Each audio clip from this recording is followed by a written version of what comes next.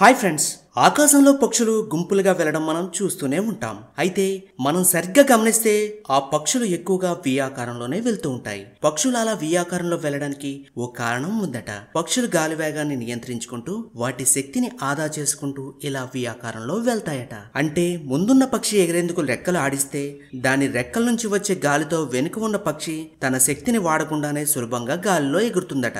దీనితో పాటు ముందున్న పక్షి నాయకుడిగా వ్యవహరిస్తుంటే మిగతా పక్షులు తోటి పక్షులతో ఢీకొట్టకుండా ఉండేందుకు వి షేప్ ఉపయోగపడుతుందట.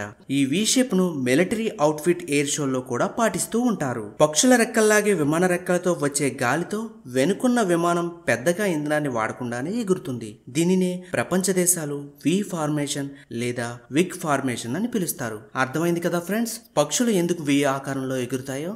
మీకు ఈ వీడియో వర్తి అనిపిస్తే ఈ వీడియోని లైక్ చేయండి, షేర్ చేయండి. ఇలాంటి మరిన్ని ఇంట్రెస్టింగ్ వీడియోస్ కోసం మన ఛానల్ని సబ్స్క్రైబ్ చేసుకోండి. Thanks for watching.